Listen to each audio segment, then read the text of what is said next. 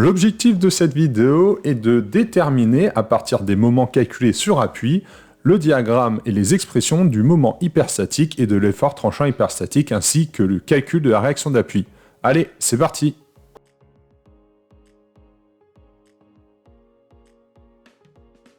On considère une poutre continue à n travées, donc voici le dessin avec les données géométriques, sur laquelle nous avons déterminé par calcul les moments sur appui. Donc on considère que les moments MI sont connus et on les a calculés. On note XI, donc l'abscisse par rapport à l'appui de gauche jusqu'à LI pour la travée I. Pour simplifier les écritures, XI sera assimilé à X sur la travée I. Donc voici, on nommera X.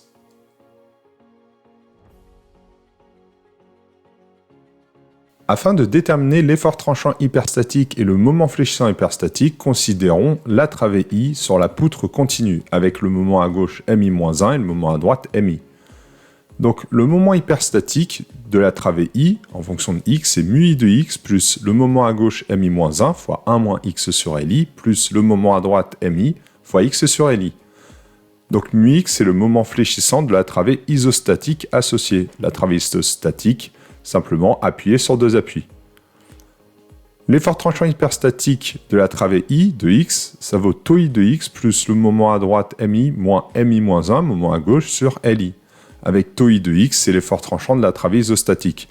Nous allons voir par la suite quelques expressions de μI de X et tau I de X. Les moments à gauche et à droite sont connus. La longueur de la travée LI était connue. Donc, en fait, les inconnus sont simplement μI de X et tau I de X. Pour la réaction d'appui, sur l'appui AI, on appelle ça la réaction R indice I. Il faut d'abord calculer l'effort tranchant hyperstatique de la travée continue, donc des travées de la poutre continue, et on note taux hyperstatique de I plus 1 en 0, donc c'est la valeur au niveau de AI, à droite de AI, et on a la valeur T hyperstatique de la travée I en X égale LI. Donc c'est la valeur de l'effort tranchant hyperstatique à gauche de l'appui AI.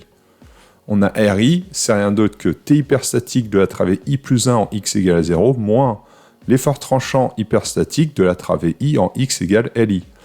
Pour simplifier, souvent on écrit T hyperstatique de I plus, où cette fois-ci I, c'est au niveau de l'indice de l'appui, donc c'est T hyperstatique de l'appui AI en fait, à droite de AI, et T hyperstatique I moins, c'est à gauche de AI. Donc c'est l'effort tranchant à droite moins l'effort tranchant à gauche.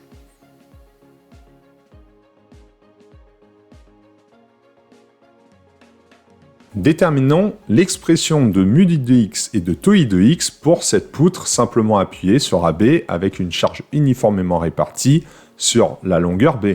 Donc tout d'abord, lorsque X est entre 0 et A, nous avons les expressions suivantes. M de X qui vaut QB sur 2L fois B plus 2C fois X, et l'effort tranchant V de X vaut QB sur 2L fois B plus 2C.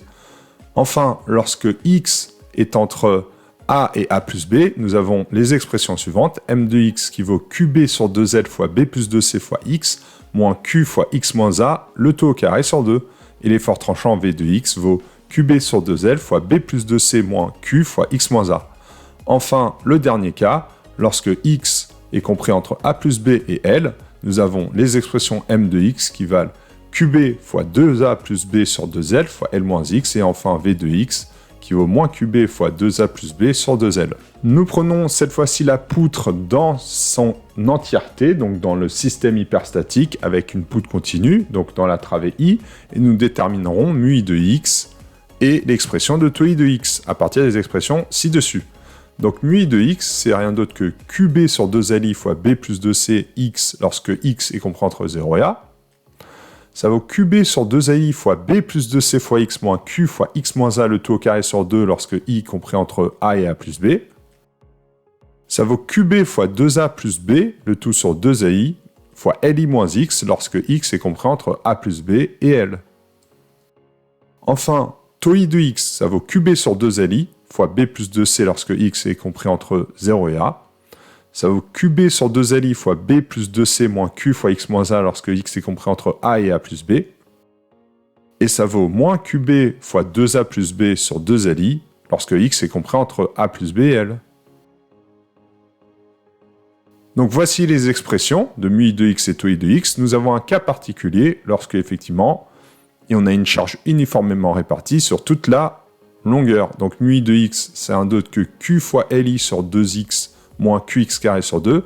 Il suffit d'en remplacer a égale à 0, c égale à 0 et b égale à li lorsqu'on prend la deuxième expression sur la deuxième ligne de mu i de x. Et tau i de x, de la même manière, ça vaut qli sur 2 moins qx.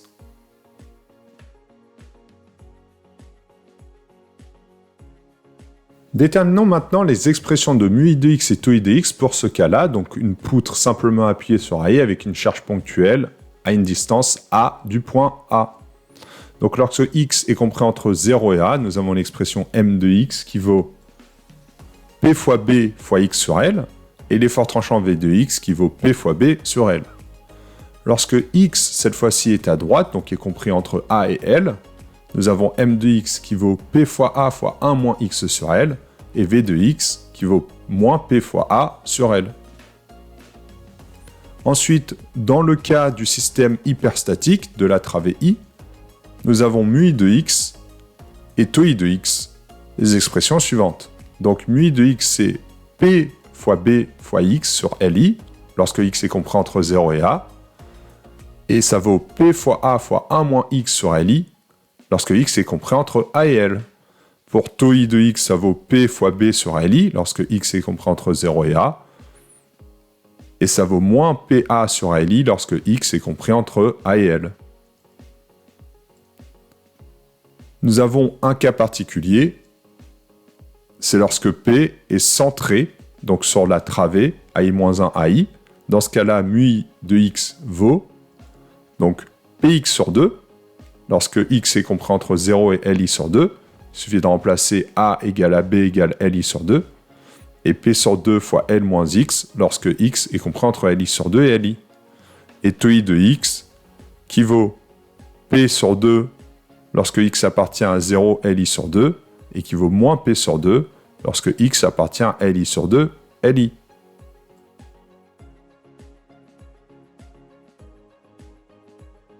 Revenons sur les différentes expressions du moment hyperstatique, l'effort tranchant hyperstatique et la réaction du système hyperstatique.